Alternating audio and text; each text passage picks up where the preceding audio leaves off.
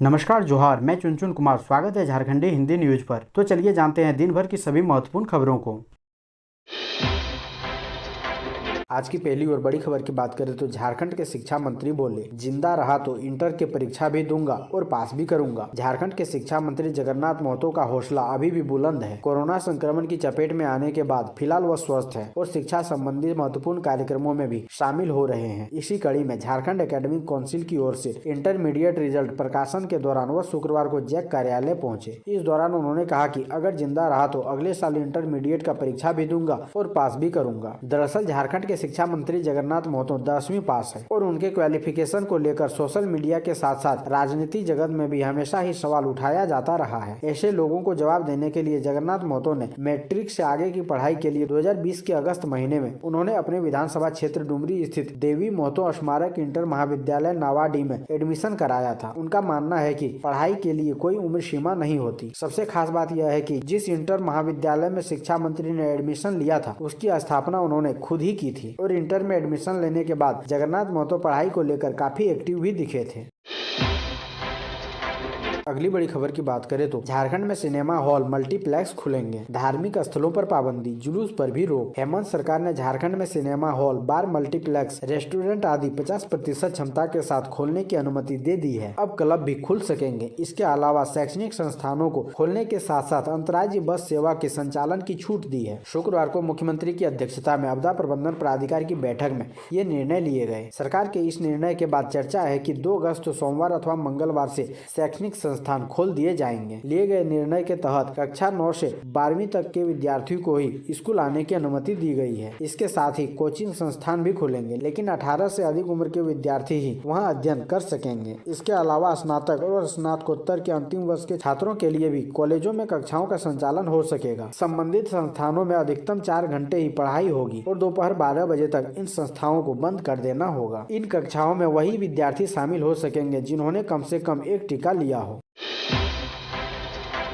अगली बड़ी खबर की बात करें तो लोहारंगी पुल से नीचे गिरी कार, 3 की मौत, 1 ने तैरकर बचाई जान। जामताड़ा के नारायणपुर थाना क्षेत्र के लोहारंगी पुल से नीचे गिरी कार। यह हादसा शुक्रवार की देर रात हुई, जिसमें कार सवार 3 व्यक्ति की मौके पर ही मौत हो गई। मृतक की पहचान भागलपुर जिले के बरारी थाना क्षेत्र के 0 माइल का रहने वाला अविनाश कुमार उर्फ गोलू, सौरभ सुमन सिंह, सिहांतु नैने के रूप में हुई है। रात होने के कारण शव को नहीं निकाला जा सका, जिस कारण शव पानी के तेज बहाव में बह गया। वहीं शव शनिवार सुबह घटना स्थल से करीब 1 किलोमीटर की दूरी पर बरामद किया गया। वहीं कार पर सवार एक व्यक्ति अनियंत्रित कार की गेट खोलकर छलांग लगा दी, जिस कारण उसकी जान बच गई। बताया जा रहा है कि कार से छलांग लगाए व्यक्ति ने रात में गुजर रही गाड़ी से मदद मांगी। बारात की गाड़ी ने नदी के पानी में फंसे व्यक्ति को देखकर उसकी मदद की और पानी से बाहर निकाला। फिर पुलिस को सूचना दी। पुलिस ने रात में कड़ी मशक्कत कर शव को कार से बाहर निकाला। अगली बड़ी खबर की बात करें तो धनबाद के दिवंगत एडीजे के परिजन सीएम हेमंत सोरेन से मिले। पत्नी को अनुकंपा पर नौकरी देने का किया आग्रह। झारखंड के धनबाद के दिवंगत एडीजे उत्तम आनंद के परिजन ने सीएम हेमंत सोरेन से मुलाकात की और राज्य सरकार की जांच पर भरोसा जताते हुए सीएम से दिवंगत जज की पत्नी को अनुकंपा पर नौकरी देने के लिए पहल करने का आग्रह किया है। झारखंड के मुख्यमंत्री हेमंत सोरेन से झारखंड मंत्रालय में दिवंगत न्यायाधीश उत्तम आनंद के परिजनों ने शुक्रवार को मुलाकात की। इस दौरान परिजनों ने मुख्यमंत्री से दिवंगत न्यायाधीश उत्तम आनंद की मौत के मामले को लेकर राज्य सरकार द्वारा उच्च स्तरीय जांच एवं एसआईटी गठन किए जाने को लेकर संतोष व्यक्त किया है। अगली बड़ी खबर की बात करें तो 300 साल पुराने पंच मंदिर के बहुरंगे दिन पर्यटन स्थल के रूप में होगा विकसित। झारखंड के गिरिडीह जिले में जमुआ प्रखंड के पोबी गांव में स्थित पंच मंदिर 300 साल पुराना है। इस प्राचीन मंदिर की नक्काशी लोगों को आकर्षित करती है। इस ऐतिहासिक मंदिर का निर्माण सन 1830 में 3 भाइयों के द्वारा कराया गया था, दुर्गा प्रसाद, महाराज सहाय और विष्णु प्रसाद। उस जमाने में इस इलाके में तीनों भाइयों का राज चलता था। तब देश में ब्रिटिश हुकूमत हुआ करती थी। मंदिर के बगल में इन भाइयों के बड़े बड़े घर थे, लेकिन प्रशासन की अनदेखी की वजह से आज यह ऐतिहासिक स्थल गुमशा हो गया है। अगर इन पंच मंदिरों की बात करें तो यह पूरे इलाके में खूबसूरती का निशान है। लोग रुककर मंदिर को देखे बिना नहीं रह पाते, लेकिन यह दुर्भाग्य की बात है कि ज्यादा लोग इस ऐतिहासिक स्थल के बारे में जानते नहीं है, क्योंकि अभी तक न सरकार और न ही प्रशासन ने इसकी ओर ध्यान दिया है।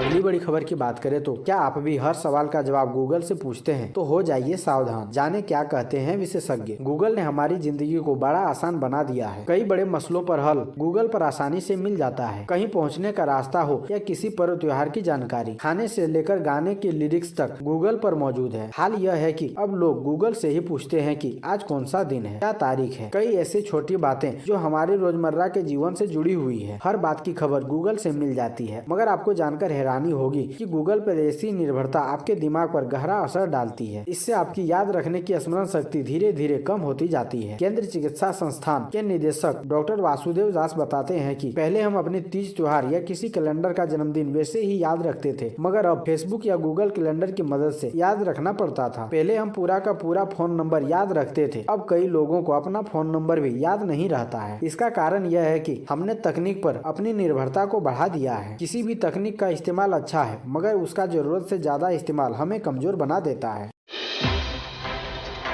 अगली बड़ी खबर की बात करें तो झारखंड में भी खुल गए स्कूल। देश में कोरोना संक्रमण की दूसरी लहर सुस्त होने के साथ ही विभिन्न राज्यों में अब पाबंदियां में छूट दिए जाने के बीच स्कूल खुलने लगे हैं। मध्य प्रदेश, पंजाब, गुजरात समेत कई राज्यों में सरकार ने पिछले सोमवार से स्कूल कॉलेज खोल दिए हैं। इससे स्कूल कॉलेज एक बार फिर छात्रों की रौनक से गुलजार हो रहे हैं। झारखंड आपदा प्रबंधन प्राधिकार की बैठक में शुक्रवार को कई अहम निर्णय लिए गए, जिसके तहत सूबे में अब 9वीं, 10वीं, 11वीं और 12वीं तक की कक्षाओं का संचालन स्कूलों में हो सकेगा। यानी बच्चे पहले की तरह स्कूल जाकर पढ़ाई कर सकेंगे।